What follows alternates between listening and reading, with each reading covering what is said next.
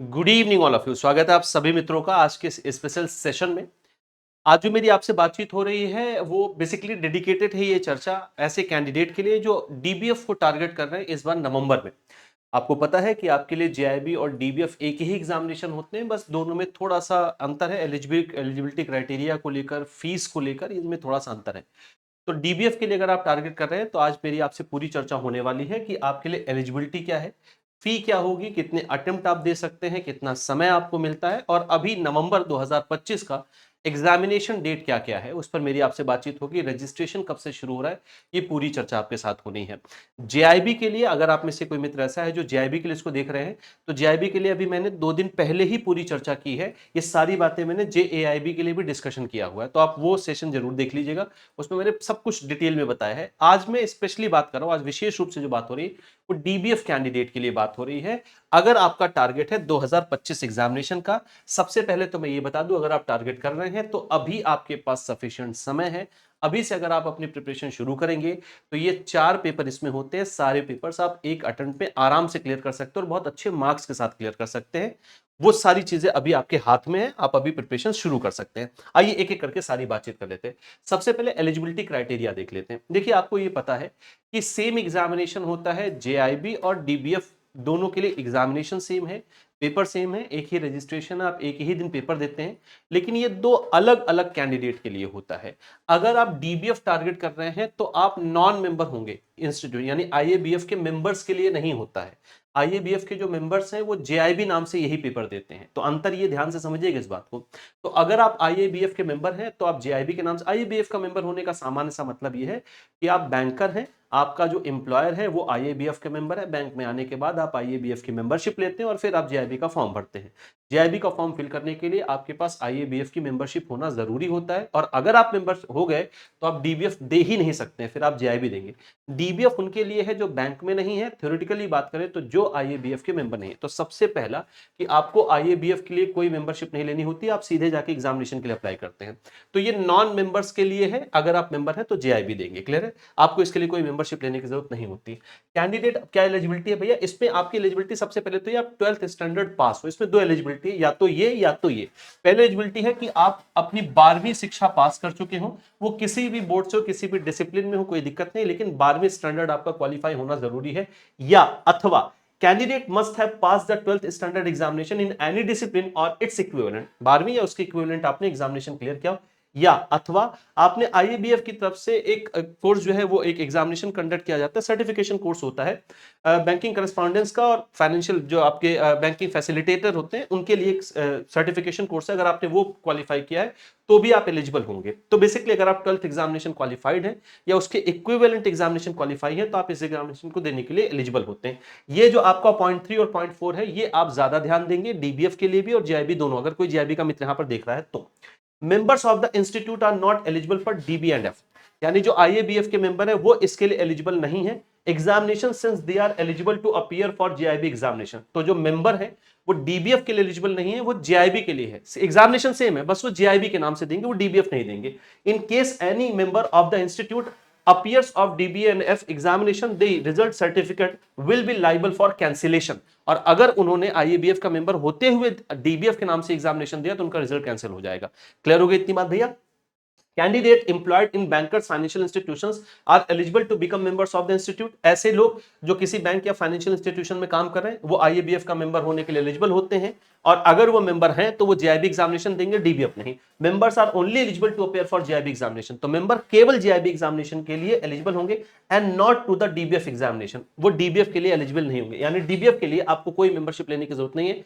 ये उनके लिए है जो किसी बैंक या किसी फाइनेंशियल इंस्टीट्यूशन में काम नहीं कर रहे हैं, जिनको आईएबीएफ की मेंबरशिप भी नहीं लेनी। In case it is found that bankers who are eligible to take ordinary membership of the institution and appear for GIB examination are appearing for the DBF examination। in case ऐसे banker जो eligible है आईएबीएफ की membership लेने के लिए, यानी वो bank में आ चुके हैं, आईएबीएफ की मेंबरशिप लेने के लिए एलिजिबल है, वो जीआईबी एग्जामिनेशन में अपीयर होंगे। अगर वो डीबीएफ एग्जामिनेशन में अपीयर होते हैं तो उनका रिजल्ट या उनका certificate will be liable for cancellation, तो आपका रिजल्ट कैंसिल हो जाएगा। यानी आपके लिए जो एलिजिबिलिटी है वो सिर्फ आप 12th एग्जामिनेशन अपना पास कर चुके हो इसके इक्विवेलेंट, या आप जो आईएबीएफ की तरफ से आपका जो बैंकिंग करस्पॉन्डेंट या जो आपका बैंकिंग फैसिलिटेटर है, अगर आपने ये सर्टिफिकेशन कोर्स पास किया तो भी आप एलिजिबल माने जाएंगे।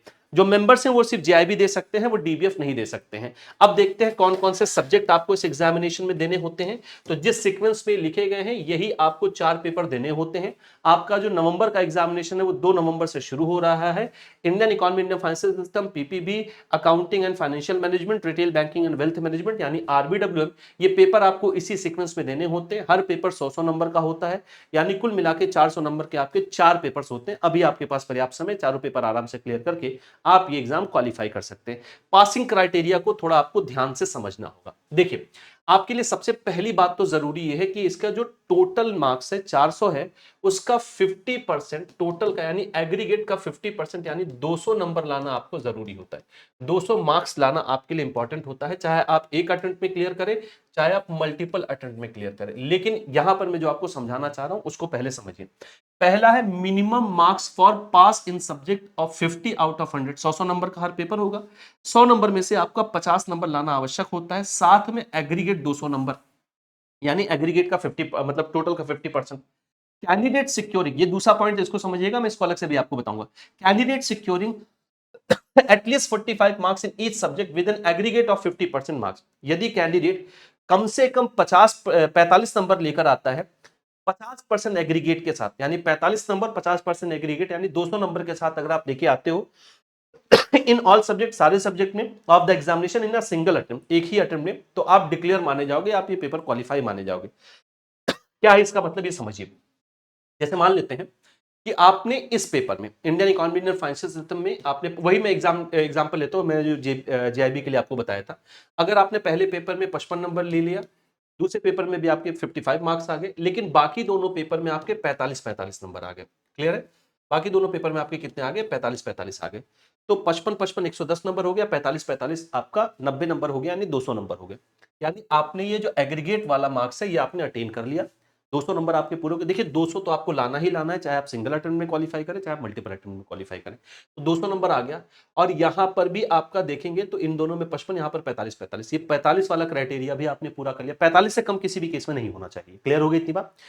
अगर आप इस तरीके से मार्क्स अपने सिंगल अटेम्प्ट में लाते हैं और 200 भी आप पूरा कर लेते हैं तो आप 45 नंबर के साथ भी पास माने जाएंगे। क्लियर हो गई बात? यानी ये 45 का जो लाभ आपको मिल रहा है वो सिंगल अटेम्प्ट में ही मिलेगा। अगर आपने सिंगल अटेम्प्ट में 200 मार्क्स आप पूरे कर लेते हो और किन्हीं 1 2 3 पेपर में आपके 45 नंबर या उससे ज्यादा है, 45 से 49 के बीच में, तो भी आप पास माने जाओगे। 45 से कम में आप डिस्क्वालीफाई हो जाओगे। 45 से कम नहीं होना चाहिए, लेकिन ये लाभ आपको सिंगल अटेम्प्ट में मिलेगा। अब मान लेते हैं कि आपके मल्टीपल अटेम्प्ट में आपने एग्जामिनेशन क्वालिफाई किया, जैसे इन दोनों पेपर में तो आपके 55 नंबर आ गए, लेकिन एक पेपर में आपका 45 नंबर आ गया और एक पेपर में आपका 40 नंबर आ गया। क्लियर हो गया इसका? तो अब इसका मतलब यह है कि एक तो आपका 200 भी पूरा नहीं हो पाया, दूसरा है कि एक में 40 एक में 45 आया, यानी आप सिंगल अटेम्प्ट में पेपर क्वालिफाई नहीं कर पा रहे हो।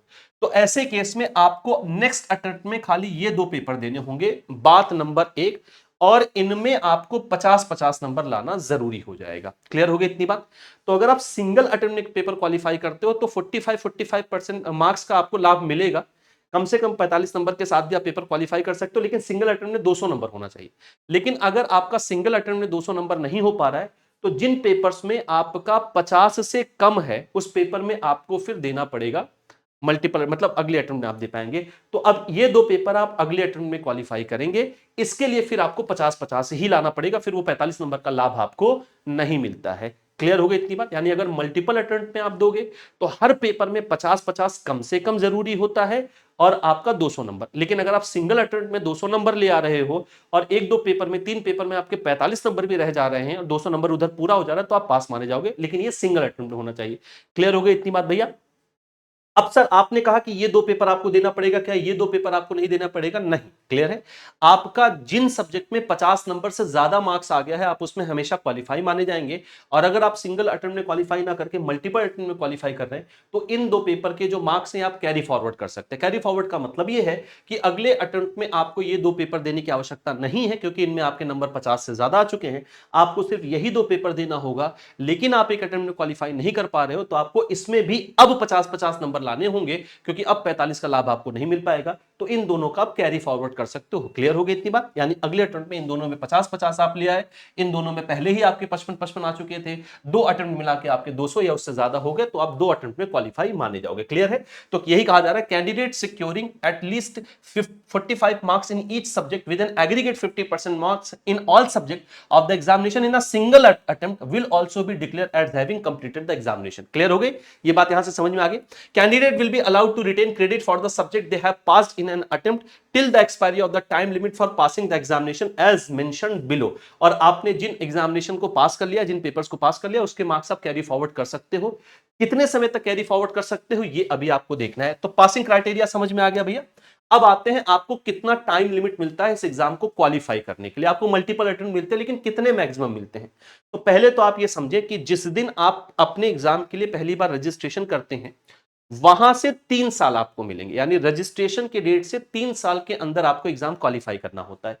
ये एग्जाम साल में 2 बार होता है। क्लियर है? साल में 2 बार, मतलब एक आपका मई जून में होगा, कई बार मई जून मिलाकर होता है, कई बार पूरा मई में ही हो जाता है। जैसे इस बार सारे एग्जामिनेशन मई में ही हो गए, चारों पेपर।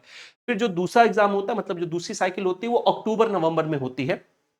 क्लियर है? नवंबर दिसंबर में भी हुआ है, लेकिन इस बार नवंबर में ही सारे पेपर है।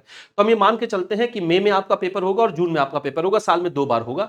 नवंबर दिसंबर भी हो सकता है और मई जून भी हो सकता है। इस बार मई वाला सारा पेपर मई में हुआ, और नवंबर का भी सारा पेपर आपका नवंबर में ही खत्म हो जा रहा है। 2 नवंबर से पेपर शुरू हो रहा है, 16 नवंबर को लास्ट पेपर है आपका। तो 2 बार पेपर होगा। 3 साल का समय मिला है, 3 साल में इसका मतलब कुल 6 अटेम्प्ट होंगे, क्योंकि साल में 2 बार पेपर हो रहे हैं। तो आपको अगर हम ईयर की बात करें, तो मैक्सिमम 3 साल में आपको ये पेपर क्वालिफाई करना होता है। इन 3 साल में आपको 5 अटेम्प्ट मिलते हैं। यानी 6 में से कोई भी 5 अटेम्प्ट आप दे सकते हैं। क्या ये पांचों अटेम्प्ट कंटिन्यू देना होता है? तो जरूरी नहीं है भैया, आप कोई भी 5 अटेम्प्ट उसमें से दे सकते हैं। आपको ये पेपर 5 अटेम्प्ट में क्वालिफाई करना होता है। क्लियर है? तो जिस दिन आप रजिस्ट्रेशन करेंगे, वहां से 3 साल या 5 अटेम्प्ट, 3 साल या 5 अटेम्प्ट जो भी पहले समाप्त हो गया, अगर आप पेपर क्वालिफाई नहीं कर पाए, तो फिर आपको दोबारा 3 साल के बाद री रजिस्ट्रेशन करना पड़ेगा। और अगर आप री रजिस्ट्रेशन करेंगे, तो ये जो पेपर आपने पास किया था 50 या उससे ज्यादा नंबर लाकर, उसको आप कैरी फॉरवर्ड नहीं कर पाएंगे। यानी फिर आपको चारों पेपर नए सिरे से देना पड़ेगा। तो 5 अटेम्प्ट बहुत ज्यादा होते हैं। आप सारे बैंकर, डीबीएफ वाले सारे कैंडिडेट एक अटेम्प्ट में ही चारों पेपर क्लियर कर लेते हैं। नहीं किसी वजह से हो पाया, तो आप अगले अटेम्प्ट में तो निश्चित तौर पर क्लियर कर लेते हैं। लेकिन ये याद रखना, अगर आपको दूसरा अटेम्प्ट लग रहा है, तो फिर हर पेपर में 50-50 नंबर लाना और 200 नंबर लाना आवश्यक हो जाता है। 45 नंबर का लाभ तब नहीं मिलेगा। देखिए क्या है criteria. A candidate will be given 5 attempt for completion of DBF exam but within a maximum period of 3 years which year is earlier। Candidate को 5 अटेम्प्ट दिए जाते हैं 3 सालों के अंदर, जो भी पहले समाप्त हो जाए। क्लियर है? From the time he is registered for the examination this 5 attempt need not to be consecutive. कब से ये शुरू होगा? जब आप अपना पहला रजिस्ट्रेशन करते हैं। ये अटेम्प्ट कॉन्जिक्यूटिव यानी लगातार होना जरूरी नहीं। मतलब आपने पहला अटेम्प्ट दिया, आप दूसरा अटेम्प्ट छोड़ सकते हैं, तीसरा अटेम्प्ट दे सकते हैं। कॉन्जिक्यूटिव होना जरूरी नहीं है। Candidate unable to pass the examination within the maximum stipulated time period of 3 years or 5 attempts, whichever is earlier, will be required to re-enroll themselves afresh। अगर कैंडिडेट 3 साल या 5 अटेम्प्ट जो भी पहले पूरा हो रहा है, उसमें ये एग्जामिनेशन क्वालिफाई नहीं कर पाया, तो आपको फिर से री एनरोल करना पड़ेगा। Such candidate will not be granted credit for subject passed if any earlier। और आपने इस केस में अगर कोई पहले एग्जामिनेशन पास किया है, तो आपको दोबारा उसका आप क्रेडिट नहीं ले पाएंगे। क्रेडिट आप इन्हीं 5 अटेम्प्ट के अंदर या 3 साल के अंदर ही ले सकते हैं। अगर आपने 5 अटेम्प्ट या 3 साल में पूरा नहीं किया, तो आपको दोबारा फिर से री इनरोल करना पड़ेगा। क्लियर है? आगे क्या कहा जा रहा है? The time limit 3 years or 5 attempts which year is earlier will start from the date of registration for the first attempt will be counted when he is apply for the exam irrespective of whether the candidate appears for an examination or not। आपका जो 3 साल है या 5 attempt कब से शुरू होगा? जब आप पहली बार अपने एग्जामिनेशन के लिए रजिस्ट्रेशन देते हैं। इन्हीं में आपको पास करना होता है, जो भी पहले समाप्त हो रहा हो। अगर आपने अप्लाई कर दिया लेकिन आपने पेपर नहीं दिया। ध्यान से, अगर आपने अप्लाई कर दिया लेकिन आपने पेपर नहीं दिया तो वो अटेम्प्ट आपका काउंट किया जाएगा। आपने अप्लाई कर दिया, पेपर देने नहीं गए, तो आपका वो अटेम्प्ट काउंट किया जाएगा। इस बात को आपको ध्यान रखना है। The rules mention above imply that normally a candidate will be eligible to apply for any 5 examination out of the 6 examination being conducted within a stipulated period of 3 years. Rule क्या कहता है कि आपके जो, क्योंकि 3 साल में 6 examination होंगे, तो इस 3 साल के 6 एग्जामिनेशन में से आप कोई भी 5 दे सकते हैं। क्लियर हो गई? If a candidate avails all 5 attempts before completion of 3 years, she will be required to re-enroll themselves as afresh। अगर कैंडिडेट ने अपने पांचों अटेम्प्ट अवेल कर लिए हैं 3 साल वाले, और वो क्वालिफाई, मतलब 3 साल पूरा नहीं हुआ लेकिन आपने पांचों अटेम्प्ट अपने ले लिए और आप पेपर क्वालिफाई नहीं कर पाए, तो आपको री एनरोल करना पड़ेगा। या आपने 5 अटेम्प्ट नहीं दिए, 3 साल पूरा हो गया, तो फिर आपको री एनरोल करना पड़ेगा। री एनरोल करने का मतलब है कि आपको दोबारा पूरी फीस पे करनी पड़ती है, क्योंकि पहले अटेम्प्ट में 3500 रुपए फीस है, दूसरे तीसरे चौथे अटेम्प्ट में 1300 रुपए फीस है। लेकिन अगर आप नहीं पास कर पाए तो आपको फिर वो 35, दो नुकसान होते हैं। आपको फिर जो है 3500 पे करना पड़ेगा, और आप जो सब्जेक्ट पास हुए उसकी क्रेडिट आप नहीं ले पाओगे। बस ये दो नुकसान आपके होंगे, आप उसके बाद री एनरोल कर सकते हैं। Similarly if a candidate does not avail 5 attempt but the stipulated period of 3 years is over, he she will be required to re enrol themself afresh. या आपका 3 साल पहले पूरा हो गया, 5 अटेम्प्ट आपने पहले पूरा नहीं किया बल्कि 3 साल आपने पहले पूरा कर लिया, और आप पेपर क्वालिफाई नहीं कर पाए, तो आपको फिर से री एनरोल करना पड़ेगा। क्लियर हो गई इतनी बात भैया? पासिंग क्राइटेरिया वगैरह सब क्लियर है। अब आपको कितनी फीस पे करनी पड़ती है? पहले अटेम्प्ट के लिए आपको 3500 रुपए फीस देनी है। ध्यान से, आपको कोई आईएबीएफ की मेंबरशिप नहीं लेनी है, वो बैंकर्स के लिए होती है। आप डीबीएफ दे सकते हैं, जेआईबी नहीं, और बैंकर्स जेआईबी दे सकते हैं, डीबीएफ नहीं। बाकी सारे अटेम्प्ट के लिए 1300 रुपए की फीस है, जीएसटी वगैरह इसमें अलग से एप्लीकेबल होता है। अब अगर आप देखेंगे ये पांचों अटेम्प्ट में आप पेपर क्वालिफाई नहीं कर पाए, तो आपको दोबारा री एनरोल करना पड़ेगा। ये 3500 रुपए आपको, या उस समय जो भी फीस होगी वो आपको पूरा दे पे करना पड़ेगा, और आप क्रेडिट अवेल नहीं कर पाएंगे। ठीक हो गई बात? ये तो हो गई आपकी फीस की बात। अब आपका रजिस्ट्रेशन नवंबर वाले एग्जामिनेशन का कब से शुरू हो रहा है? 1 अगस्त से आपका रजिस्ट्रेशन शुरू हो रहा है, जो 21 अगस्त तक जाएगा लेट फी के साथ, या पेनल्टी जो भी आप उसे कहें, 21 अगस्त तक जाएगा। अगर आपका रजिस्ट्रेशन 1 अगस्त से 7 अगस्त के बीच में हो गया, तो आपको सिर्फ नॉर्मल फीस पे करनी है, कोई अतिरिक्त फीस नहीं देनी है। अगर आप रजिस्ट्रेशन 8 से 14 अगस्त के बीच में कर रहे हैं, तो नॉर्मल फीस प्लस 100 रुपए आपको अतिरिक्त देना होगा। अगर आप 15 अगस्त से लेकर 21 अगस्त के बीच में करें, तो नॉर्मल फीस प्लस 200 रुपए आपको अलग से पे करना पड़ेगा। तो 1 अगस्त से शुरू होकर 21 अगस्त 2025 तक आपका रजिस्ट्रेशन चलेगा, ये अतिरिक्त फीस के साथ। एग्जामिनेशन की क्या डेट है? आपका पहला पेपर 2 नवंबर को है, दूसरा पेपर पीपीबी का 8 नवंबर को है, थर्ड पेपर आपका 9 नवंबर को होगा एफएम का, और फोर्थ पेपर 16 नवंबर को आपका होने वाला आरबीडब्ल्यूएम का। हर पेपर के बीच में आपको एक एक हफ्ते का गैप मिल रहा है। क्या सर ये रजिस्ट्रेशन करके हम ये पेपर एक बार में क्लियर कर सकते हैं? तो इसका उत्तर है बहुत बड़े शब्दों में हाँ, आप बिल्कुल क्लियर कर सकते हैं। सफिशिएंट टाइम है, मैक्सिमम बैंकर्स यही करते हैं, एक बार में सारे पेपर क्लियर कर लेते हैं। क्लियर हो गई इतनी बात भैया? मैं आपको ये सलाह दूंगा कि आप अगर समय रहते ही अपनी तैयारी शुरू करेंगे, और एक बार में अगर आप इस पेपर को क्लियर करना चाहते हैं, तो फिर आपको अच्छी गाइडेंस पर प्रिपरेशन करनी चाहिए, ताकि आप ठीक चीजें पढ़ें, जो एग्जामिनेशन से रिलेटेड है वही चीजें पढ़ें, समय आप अपना ना खराब करें। इसलिए आप गाइडेंस पे प्रिपरेशन करिए। जरूरी नहीं कि आप हमसे गाइडेंस लें, आप कहीं से भी गाइडेंस लें, लेकिन ईमानदारी से गाइडेंस में रहकर आप तैयारी करें। अगर आप हमसे जुड़ते हैं तो बहुत जबरदस्त रिजल्ट आप जाके यूट्यूब पर और हमारे सारे चैनल्स पर देख सकते हैं कि आप बढ़िया रिजल्ट रहा है पीडब्ल्यू का, जेआईबी के लिए, डीबीएफ के लिए, सीआईबी के लिए, सारे एग्जामिनेशन के लिए। आपके लिए जो सबसे बेहतरीन बैच है वो है महापैक बैच। महापैक में आपको क्या क्या मिलता है? महापैक देखिए एक वन स्टॉप सोल्यूशन के रूप में काम करता है। अगर एक बार आप महापैक में एडमिशन ले लेते हैं, तो जितने भी रनिंग बैचेस होते हैं, 14-15 बैचेस होते हैं, उन सबका एक्सेस आपको फ्री ऑफ कॉस्ट मिल जाता है, मतलब उसी सिंगल सब्सक्रिप्शन में मिल जाता है। और इसके अलावा जितने भी आगे हम बैचेस लेकर आएंगे, पेड बैचेस जितने लेकर आएंगे, वो सब आपको इसमें ऐड होते दिखेंगे। उसके लिए कोई अतिरिक्त फीस आपको अलग से पे करने की जरूरत नहीं होती, चारों ही सब्जेक्ट कवर होते हैं। ये महापैक जो आपको है वो 3 वैलिडिटी में मिल रहा है, 1 ईयर, 2 ईयर और 6 मंथ। आप जो उचित समझे आप उसमें एडमिशन ले सकते हैं। इनके अलावा आप में से जो बैंकर्स हैं, उनके लिए जेआईबी और सीआईबी दोनों का एक कंबाइंड महापैक है। आप जेआईबी क्वालिफाई करने के बाद सीआईबी की तैयारी करते हैं, तो एक ही महापैक में आपको मिल जाएगा। फीस में बस थोड़ा सा डिफरेंस है। ये महापैक आपको 2 अलग अलग सब्सक्रिप्शन में मिल रहा है, 1 ईयर और 2 ईयर। फाउंडेशन बैच जेआईबी का फाउंडेशन बैच, अच्छा जेआईबी का फाउंडेशन बैच क्या भैया डीबीएफ के लिए? तो मैंने आपको बताया, बस ये 2 अलग अलग कैंडिडेट के लिए 2 अलग अलग नाम से हो रहा, पेपर सेम होता है, वही जेआईबी वाले भी देंगे, आप उन्हीं के बगल में बैठ के पेपर देंगे, वही रजिस्ट्रेशन है, बस आपकी फीस, आपका एलिजिबिलिटी अलग है, नाम अलग है, सेम पेपर है, सेम एग्जामिनेशन है, आप उसी दिन वो पेपर देते हैं। तो आप जेआईबी फाउंडेशन बैच या डीबीएफ फाउंडेशन बैच भी आप इसको बोलते हैं, इसमें आप आ सकते हैं। 2.0 बिल्कुल न्यू बैच है। अगर आपने महापैक लिया है तो ये महापैक में ऑलरेडी एडेड है, इसको आपको अलग से परचेज नहीं करना पड़ेगा। जैसे मैंने कहा, अगर आप मल्टीपल अटेम्प्ट में क्वालिफाई करते हैं, आपका कोई एक ही 2 सब्जेक्ट बचा है, तो आप सिंगल सब्जेक्ट में एडमिशन लेना चाहते हैं, तो आप सिंगल सब्जेक्ट में भी एडमिशन ले सकते हैं। चारों ही सब्जेक्ट यहाँ पर उपलब्ध हैं। एक आपके लिए जो है फिजिकल कंटेंट भी आपके लिए बहुत अच्छी बुक है, बैंकर सेज नाम से, चारों ही सब्जेक्ट पर है। बहुत अच्छा रिव्यू इस किताब का रहा है, खूब सारे क्वेश्चंस बने हुए हैं भैया, क्लियर है इस सिलेबस से।